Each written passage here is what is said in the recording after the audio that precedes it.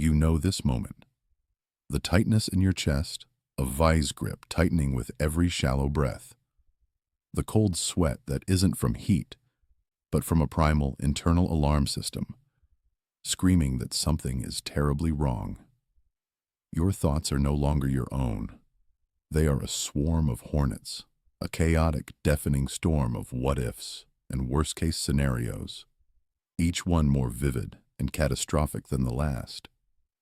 You try to grasp a single, coherent idea, but it slips through your fingers like smoke. Your focus is gone, shattered into a million pieces.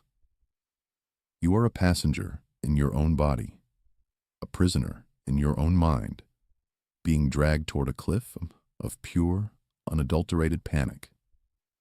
You're watching yourself lose control, and the horror of that realization only fuels the fire.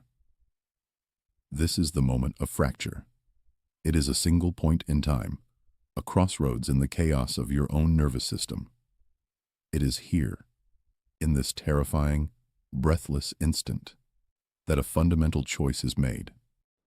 A choice that separates the vast majority of people from a select, disciplined few. This is where 99% of people break. They are consumed by the storm. They mistake the alarm for the fire. They believe the lies their panicked mind is telling them. They surrender their command to the chaos, handing over the controls of their consciousness to a primitive, reactive part of the brain that was designed for escaping predators on the savannah, not for navigating a complex modern world. They become victims of their own biology, slaves to phantom threats conjured by a mind they no longer control. They retreat. They avoid. They crumble. Their world shrinks. Their potential withers, and they learn, through painful repetition, that they are not in charge of themselves, but the 1%. They experience the exact same storm. Let that sink in. The same surge of adrenaline, the same pounding heart, the same cold sweat, the same swarm of chaotic thoughts. Biology does not play favorites. The initial signals are identical. The difference is not in the feeling, but in the interpretation. Where the 99% see a monster, the 1% see a mechanism. Where the masses feel a threat, the elite perceive data. The racing heart is not a sign of imminent death. It is the body preparing for peak performance. The frantic thoughts are not prophecies. They are merely suggestions, neurological noise that can be observed without being obeyed. They do not surrender. They do not fight it. They take command. They see the moment of fracture not as an ending, but as a beginning. It is a signal to engage, to step forward, to assume control of the one thing they truly own, their response. This is the first law. This is the invisible line drawn in the sand of the human mind. On one side stands the person who is ruled by their internal world, and on the other, the person who rules. Your strategy is failing.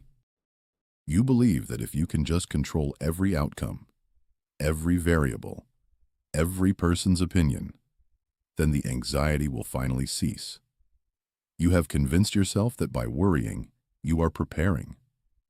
By obsessing over every potential pitfall, you are problem-solving. You run simulations of failure in your mind, one after another, believing this mental rehearsal is a form of training, a way to steel yourself against the worst. You map out conversations before they happen. You try to predict the emotional reactions of others. You attempt to build a fortress of certainty in a world that is fundamentally uncertain. This is the grand illusion. A fatal strategic error that is not only failing to protect you, but is actively engineering your defeat. You are trying to command the tides. You are standing on the shore, screaming orders at the wind, demanding that the waves retreat on your command. Think about the sheer futility of this act, the immense expenditure of energy, the frustration that builds with every disobedient surge of water. This is a perfect metaphor for your current mental state. Every ounce of your cognitive energy, every drop of your precious focus that you spend on what you cannot control, is a crack in your psychological armor. You are not building defenses. You are meticulously, systematically destroying them from the inside out. Your relentless focus on the uncontrollable is the very fuel for the fire you are so desperate to extinguish. It is a terrifying feedback loop of your own making. Let's break down this mechanism of self-sabotage. The anxiety signal appears. A knot in your stomach, a racing heart. Your mind immediately scans the environment for the threat. It latches onto something you cannot control, a looming deadline, and the unknown variables that might affect it, an upcoming social event, and the unpredictable opinions of others, the health of a loved one, which is ultimately outside your hands. You then pour all of your attention onto that uncontrollable element. You try to game it out, to force it into submission through sheer force of will and worry.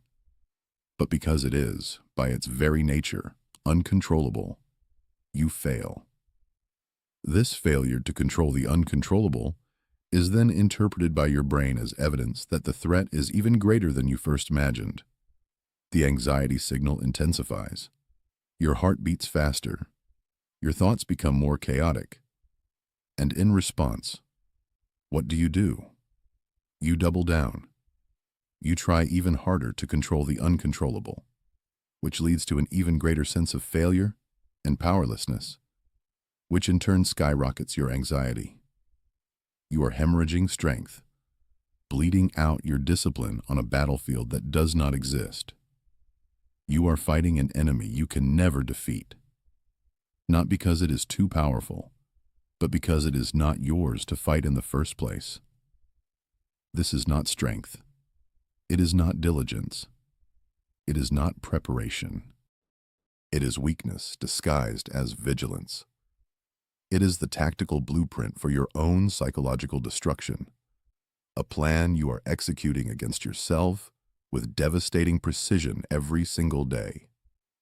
You are the architect of your own prison, meticulously reinforcing the bars each time you mistake worry for work.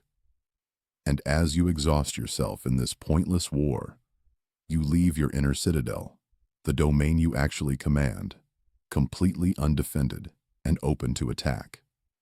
The real battle is being lost not because of the storm outside, but because the general is distracted, fighting ghosts on a phantom hill. This illusion of control, this fatal strategic error, is not broken by willpower alone.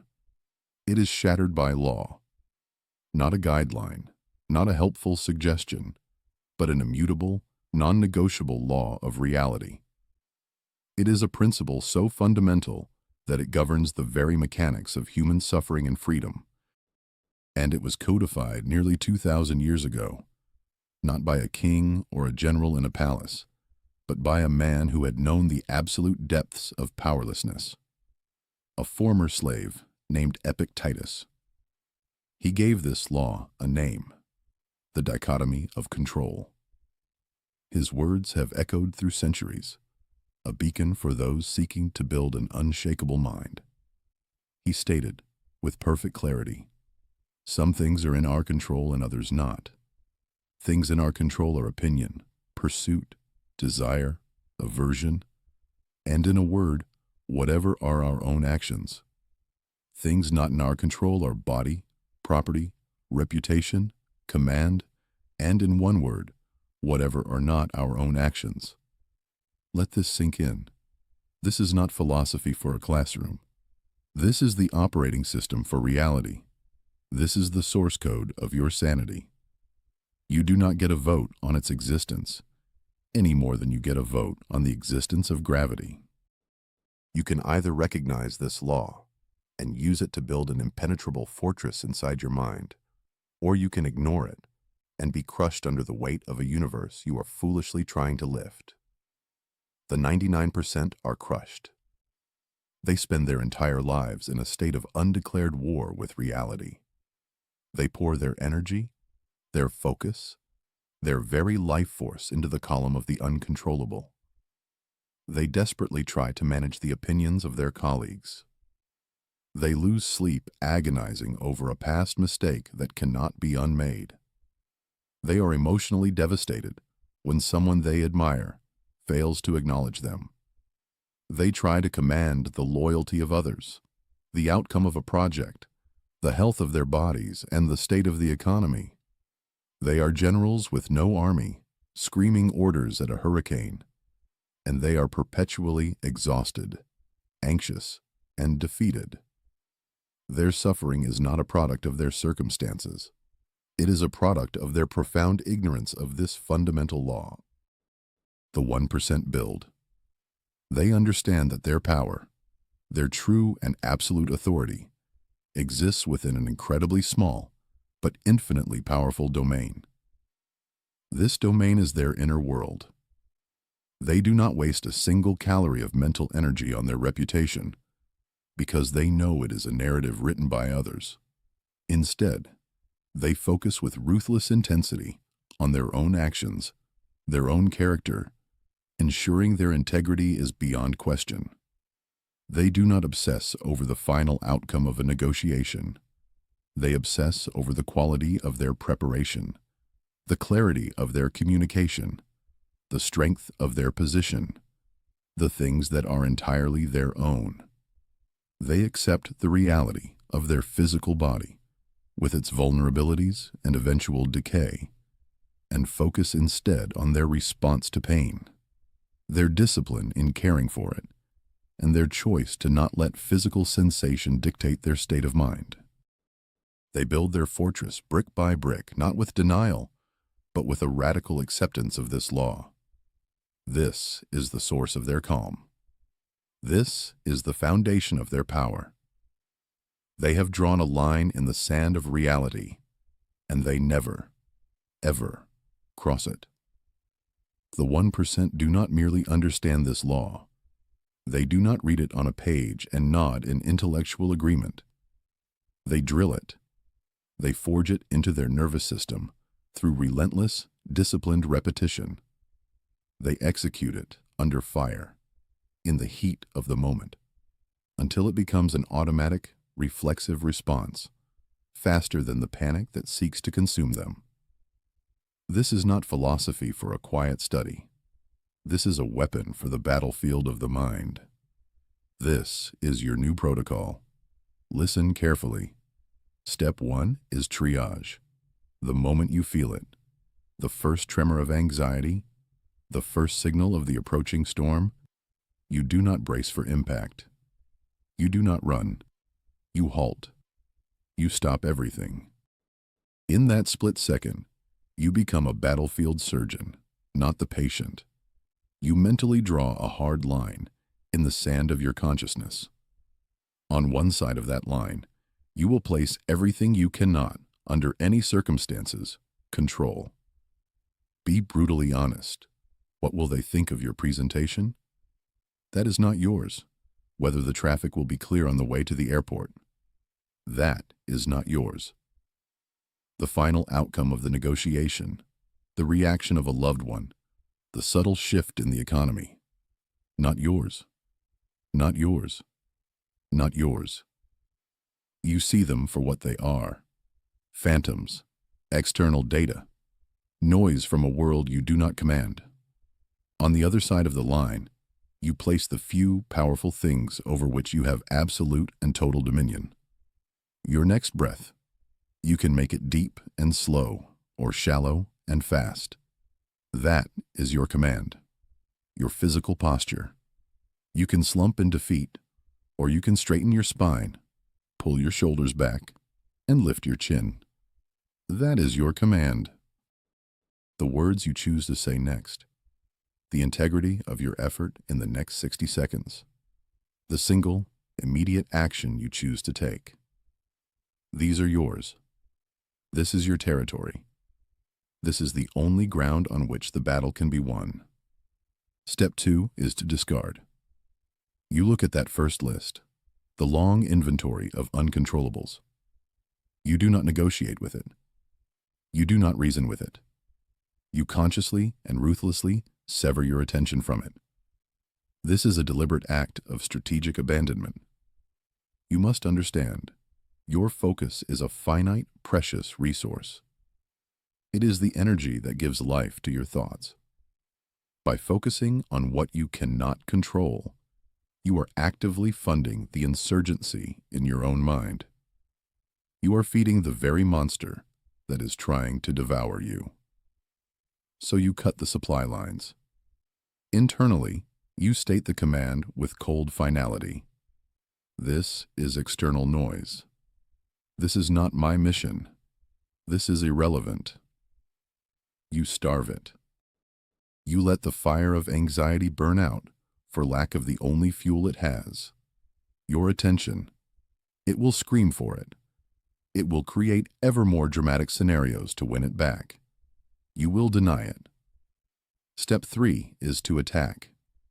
You turn your entire, undivided attention to the second list, the list of controllables.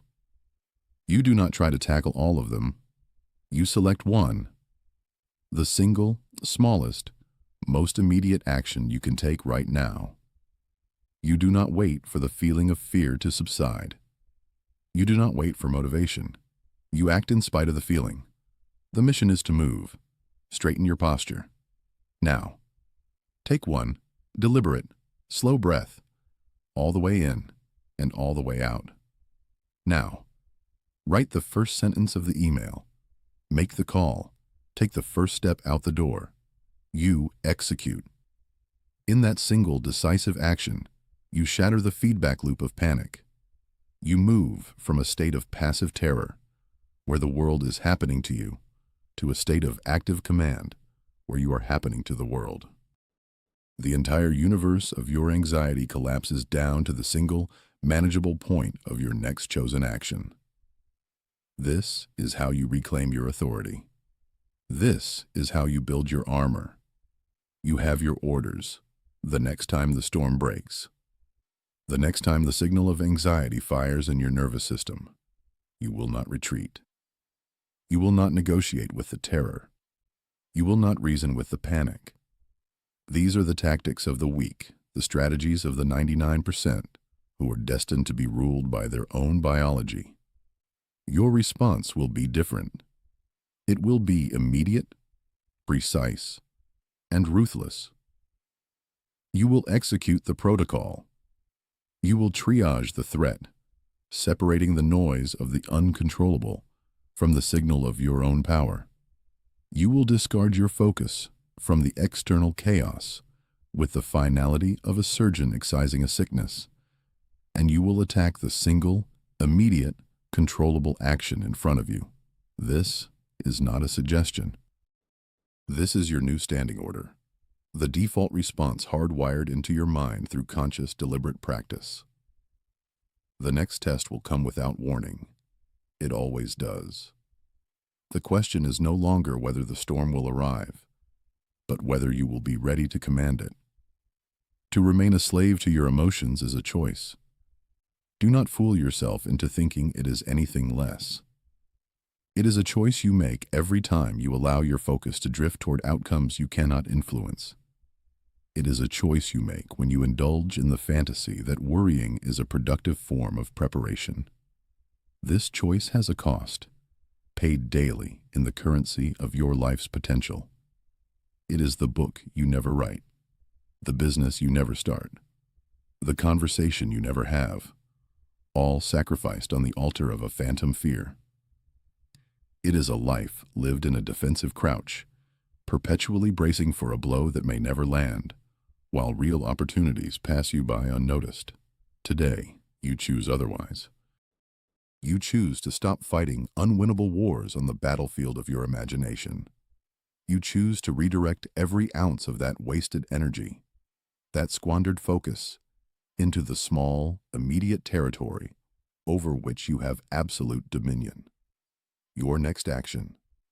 This is the choice to move from being a piece on the board to being the player. This is your first step in forging your mental armor. Think of it this way. Each time you face the heat of anxiety and execute this protocol, you are a blacksmith at the forge.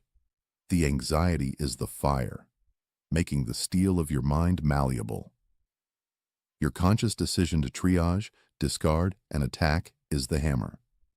With every strike, you are shaping your resilience. You are beating out the impurities of reactivity, of fear, of victimhood. At first, the armor will feel foreign, perhaps even thin. You may still feel the heat, but with repetition, the layers build. The process becomes second nature. What was once a conscious, difficult effort becomes an unconscious, reflexive strength. Soon, the external chaos of the world, the opinions of others, the unpredictable events, the market fluctuations will feel like arrows striking impenetrable steel. They will make a sound. You will notice the impact, but they will not pierce you. They will not dictate your internal state. This armor does not make you unfeeling. It makes you effective. It allows you to operate with clarity and purpose in the very same storms that drown everyone else. You have been given the blueprint. You have been given the tools. Now, you must issue the first command. An affirmation is not a hopeful wish. It is a declaration of policy to your own subconscious mind. It is the new law of your inner world. By writing it, by seeing it, by making it a physical act, you are signing a treaty with yourself. You are declaring an end to the civil war in your mind and establishing a new, unified command. The old regime of chaos and worry is hereby deposed. The new sovereign is your focused, disciplined attention. This is not a small thing. It is the foundational act of self-mastery. It is the first concrete step away from the 99% and toward the 1% who build their reality from the inside out. Write the affirmation in the comments below to signal you have received and understood this command. This is your public enlistment. This is your commitment to the training. Your affirmation is, I command my attention. Do it now. There is no more time for deliberation. The battlefield is waiting.